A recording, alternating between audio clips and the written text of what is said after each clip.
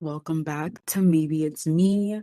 My name is Jazz, and today I'm with a special guest. Like this person, you probably seen her on TikTok yelling about how much of a loser Billy Lee is, which I agree. She's always in the car talking about Bravo, talking about living in LA and her life.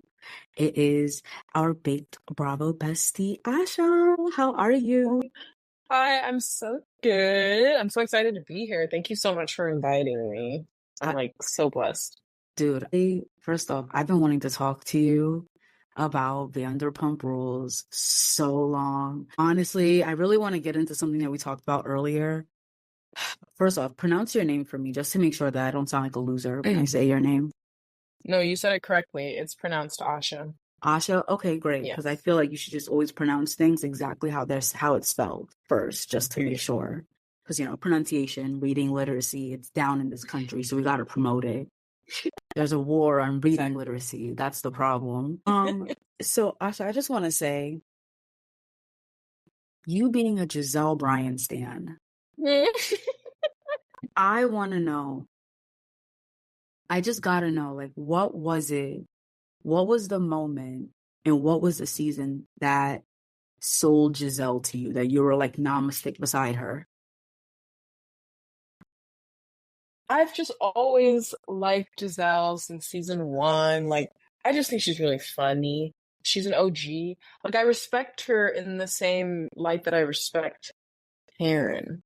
But Karen sometimes, I'm always like, I don't always agree with her, but Giselle, in the past, I have agreed with her.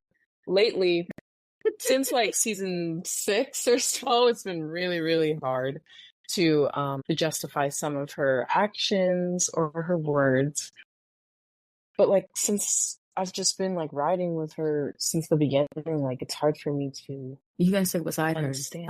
Understand, you know? It's That's the same way I feel about like Teresa Giudice. Yeah, okay. Read me.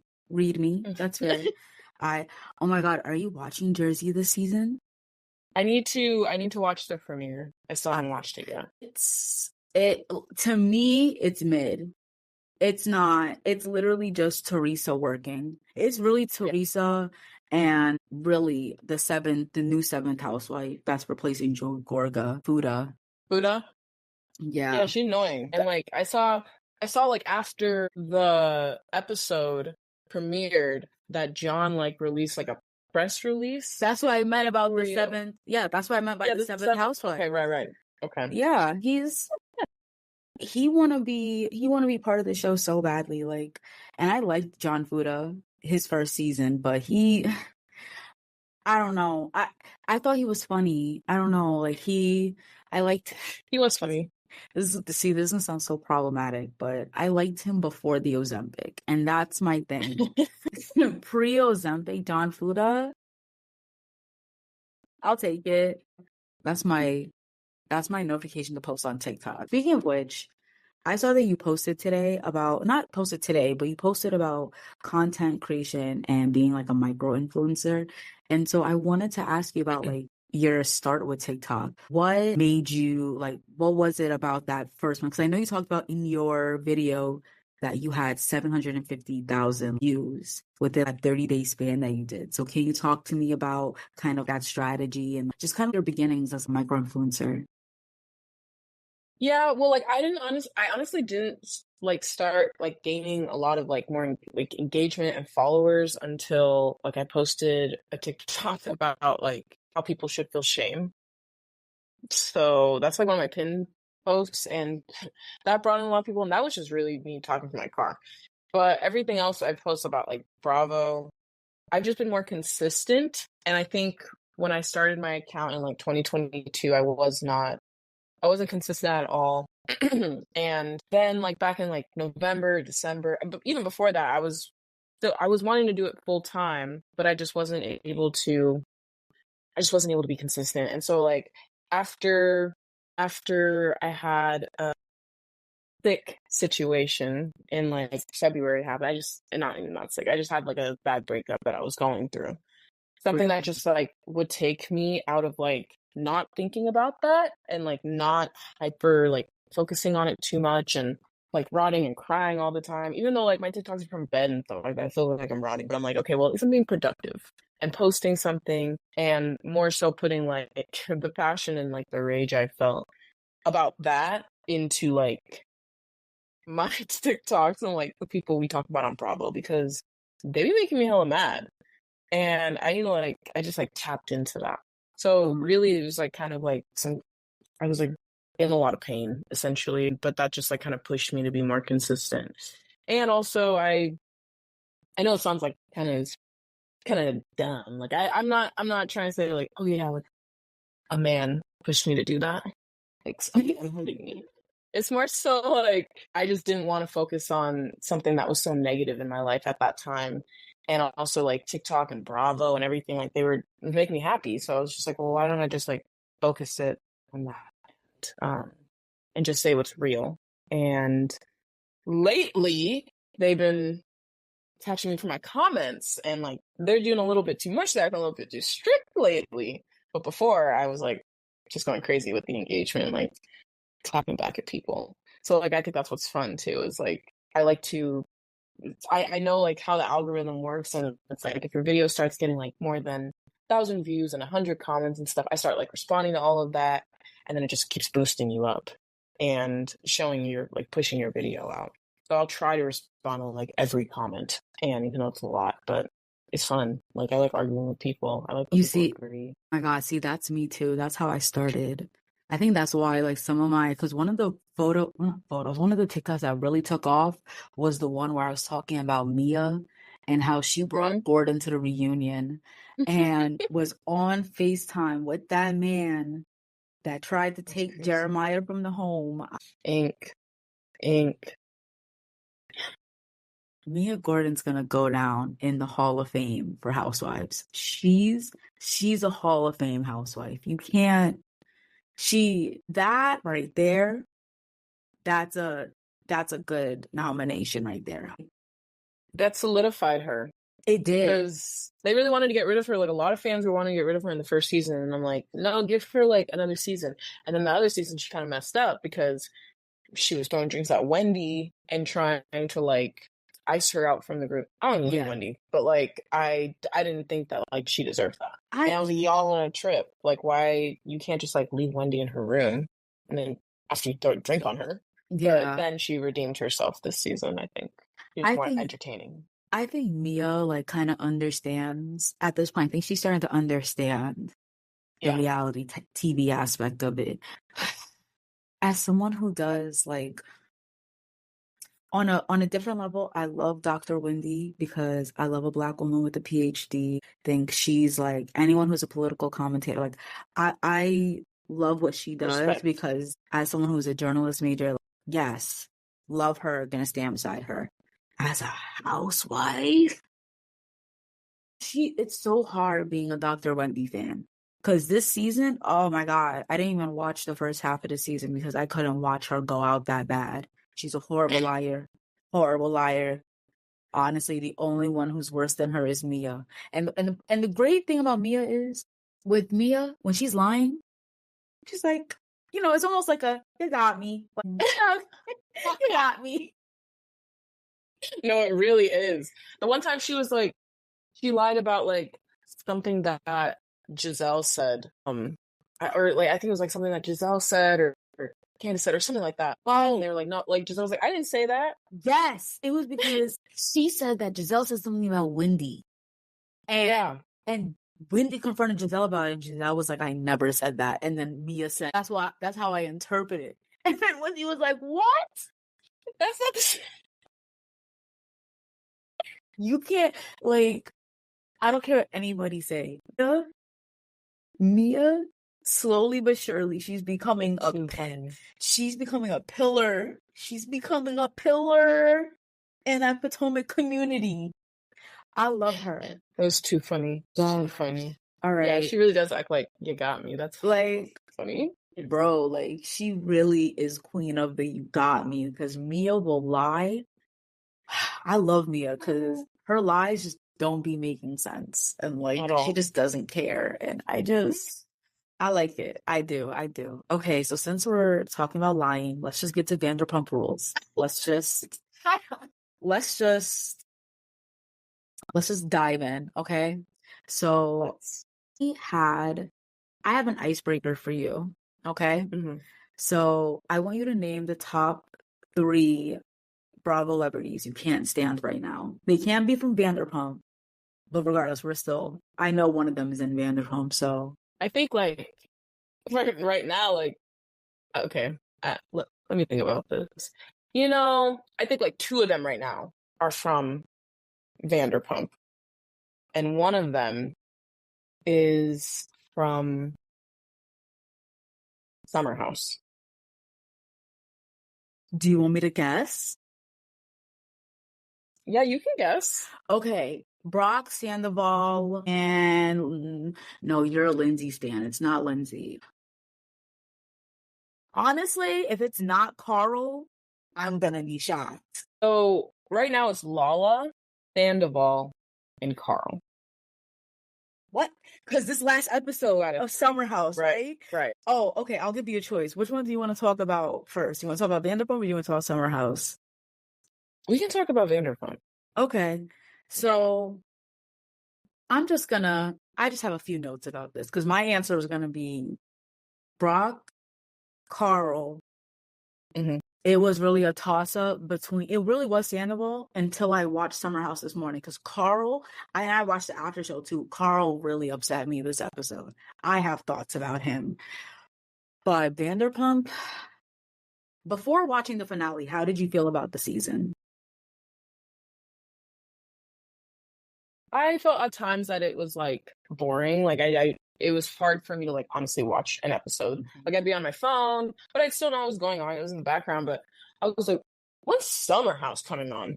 Like, or when's the Valley coming on? Like I would like just Girl, really like clock it. so I was just bored. And like I was honestly I knew that at the beginning of the season that it was just gonna be a little bit chiller just because of like how explosive everything was last season and like still was even till now. Like the news just never stops. And so I was like, I'm okay with like a chiller season, even though we know it's not going to be chill because I remember Ariana at BravoCon was saying that it was a really, really hard and intense season of film, but she's glad that she did it, got it out of the way. And then they, showed like Tom not really being in like the first two episodes, and then he showed up and had some dumb pool party and his birthday party, and I'm like, okay, why are we showing him some? Like, I was like, we're doing like too much Tom. Like, we need to be showing Ariana like. That's what I was saying. Like, I'm gonna be honest with you, that pool party, I thought it was gonna turn into an orgy. I was scared. I was scared because the way Billy Lee was talking. Also, all right.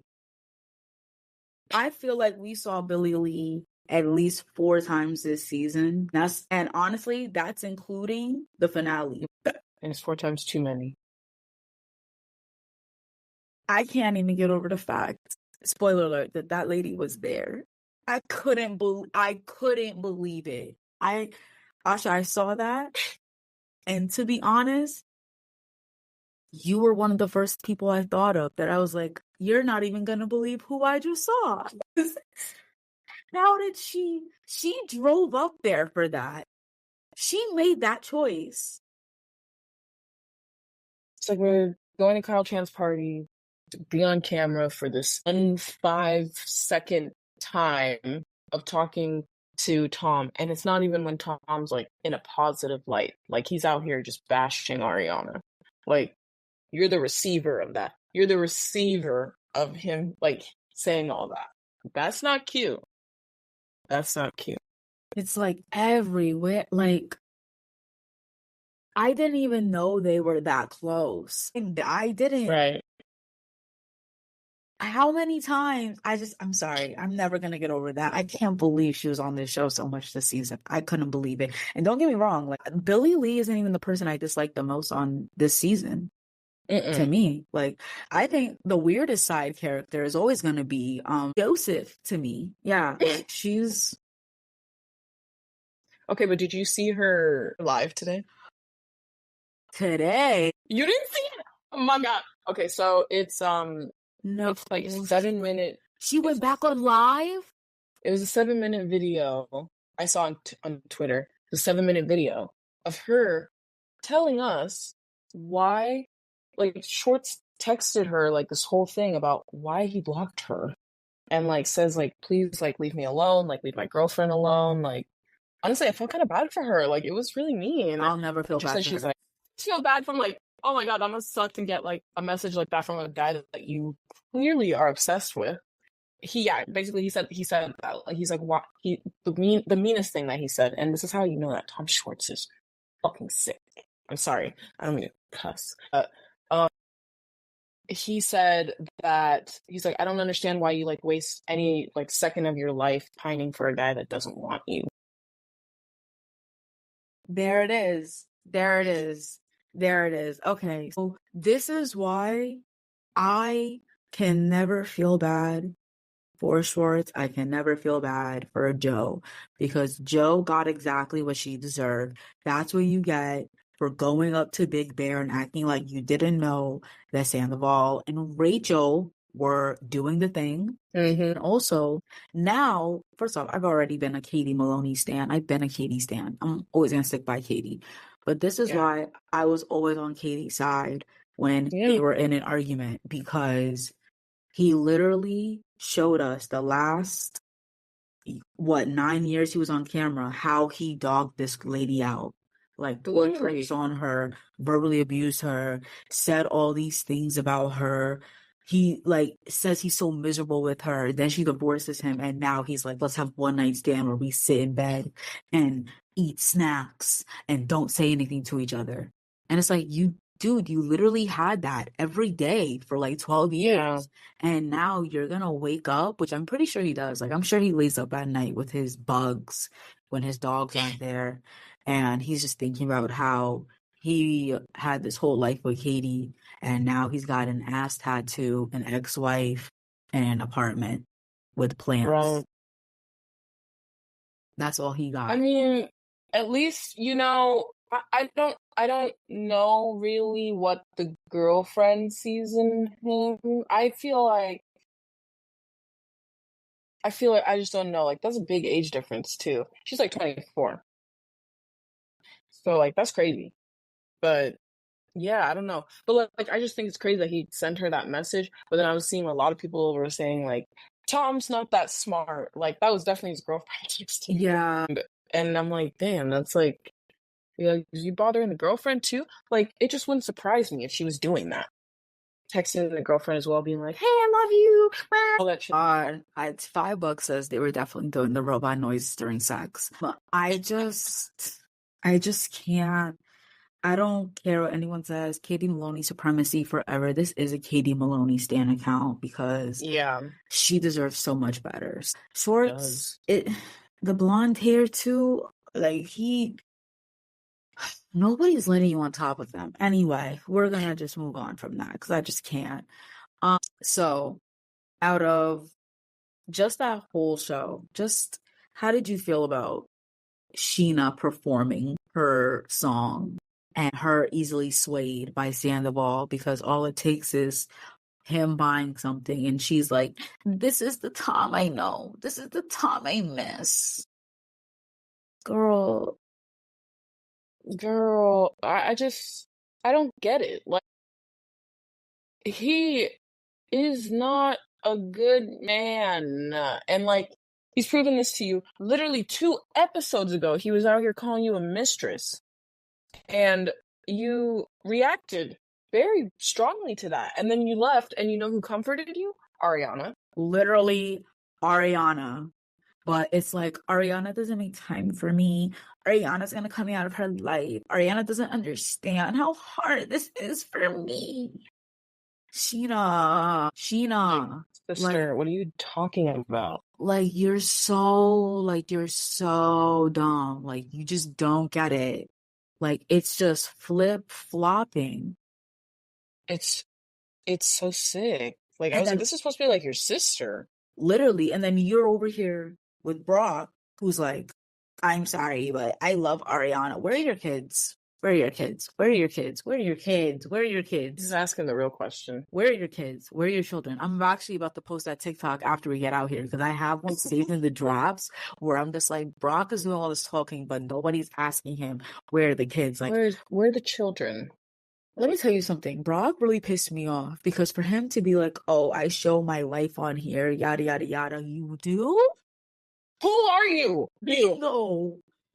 Like, he, and then like him and Lala really set me off. That's why I stopped watching the after show because Lauren, who wants to be from Compton so badly, but she is from Utah, Kent, she could really kick rocks. She's saying that she's having such a hard time with like the social media backlash, which I 60% understand and sympathize with her because she is a pregnant woman and I don't want that negativity to go onto the baby. But the 40% of me is like, Lauren, you knew what you filmed. Yeah. Around this time last year. You knew what you were filmed. You knew what season you were coming off of. What did you think was going to happen? And then he kept saying and she kept saying in podcasts, like, when you watch the full season, you're going to understand. When you watch the full season, you're going to understand. And Sheena said the same thing. After watching the full season, Asha, what did you understand? I understood that Lala is a production puppet. Kind of like, I kind of buy into the theories that she maybe was offered a little bit more money. But the thing is like, if you were offered a little bit more money to, you know, like keep this storyline going and like keep it producing, it's like Ariana and Tom have filmed in the same room. She's spoken to him. She's just not nice, and she doesn't have to be nice. Like he wants that, but like she doesn't have to be nice. But she's fulfilled what she's supposed to do on the show, which was film with him. Like that's it. And then even in the after show too, like Ariana had said, like, you know, I just required everyone to like read what's in the contract. So Literally. like you don't have to do anything that's not like real or like necessary. So why would she talk to Sandoval if that would just be a fake conversation? Because she's not trying to hear it, and he wouldn't say anything that would be beneficial to her anyways. Exactly. I get it. And like for Lala, when she was like freaking out after Ariana left, it was like, what has Ariana not been real about in your opinion?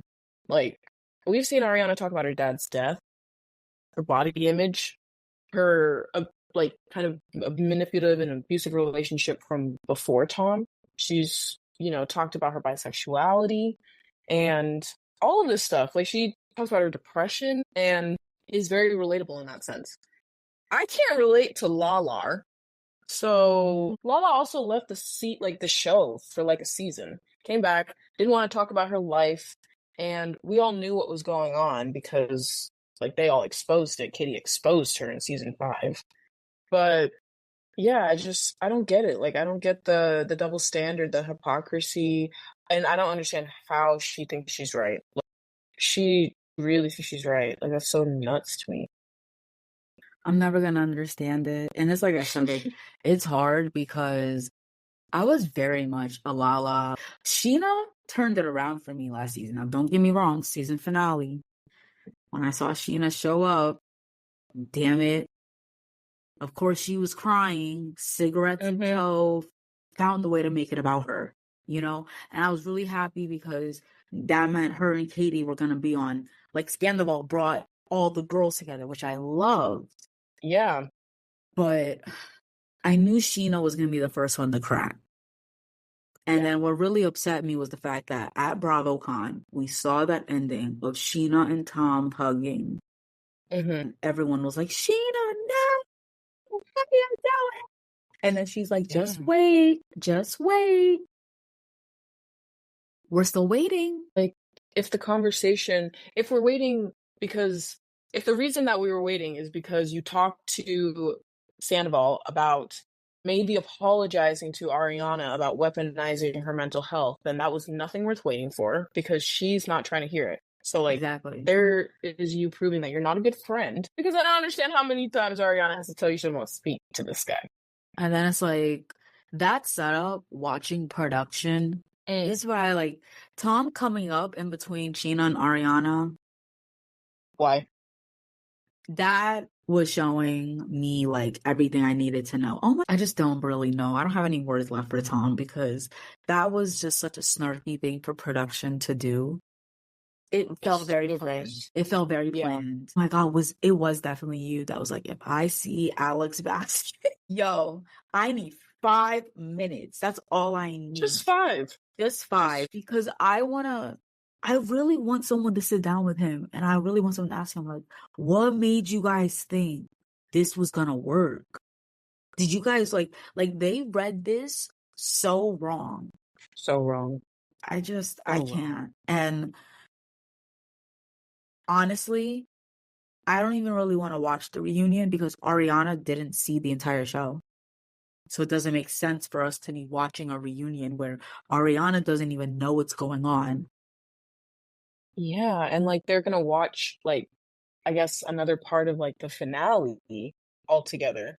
So I wonder if like there's more stuff that comes out that just they didn't show in this version or the extended version. And I'm just really confused. It's like what this is the first time y'all are doing this, but Did you hear about what Sheena said on her podcast too today? no. That since the whole thing, she hasn't really talked to Ariana or Tom. Oh yeah, I saw that. Okay, yeah. I- Yeah. Yeah. Wow. Play stupid games. Like I don't understand why she did all this then. So you ruined it seems like maybe your friendship with Ariana and definitely your reputation amongst the fans for Yeah. nothing. Yeah. You did all this behind the one person that like everyone hates.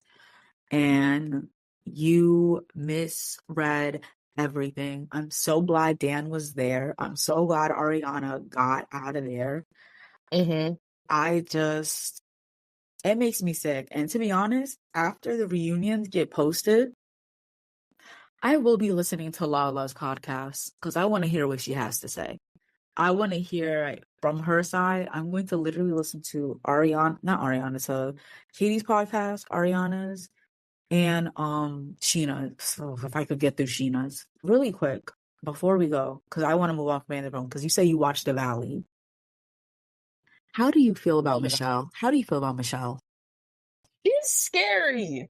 I think Michelle is so, first off, I think Michelle is so beautiful. I think she just has this she has like this like natural look to her. I don't know what it is. She's just Yeah. beautiful. She's a No, beautiful she woman. is beautiful. Definitely. She's a beautiful woman, but man, she's never gonna tell you where the bodies are buried. No, she's sick inside. Like, the thing is, the people on this show are trying to villainize our sister Kristen, who we wouldn't even know about these people if it wasn't for Kristen. So, like, what are we doing here? I'm just gonna preface by letting you know now. I messaged Janet Caperna like maybe last year. And because she was on Sheena's podcast, and I really loved listening to her talk to Sheena. I loved listening to her talk to Lala. I really liked her, so I followed her before I even knew she was on The Valley. So I literally was like, oh my gosh, like I can't wait. Like I hope you do. I'll actually read it to you. Hold on, let me see if I still have it. But I was basically telling her like, yo, like I want to see you on TV, literally. And she was like, oh, like, who knows, whatever. But let me see if I could find it. And I was like, I love, love, love hearing you on podcasts. I wish you'd come out with your own. I literally listen to you talk about anything. She was like, I just recorded Sheena's at the time. And she's like, I'm working on a pod with another friend. Expected to see more on that in a month or two. And that was about it. So I was like, okay, cute. But yeah, I love Dan Caperna. Like, I knew it, but I didn't know she was going to be as messy as Jax and Kristen. I didn't expect that. Hella messy. I thought Jesse was going to be the problem, but the people that are surprising me, Janet and Lou. I need to have you back as like one of my Bravo correspondents, because I think that's what it is. Maybe it's me. Now we're having correspondence. You're going to be a correspondent for me because Period. we got to talk about the Valley, because I I need to hear we need to have a conversation about Luke. We need to have a conversation about Luke. We do need to have a conversation about Luke. Because Luke, there's a reason why we're not getting a season one reunion. Luke needs to be a conversation because he's something. He's something. I can't pick. I gotta I need a soundboard about my feelings for so I could dissect it fully because he's something.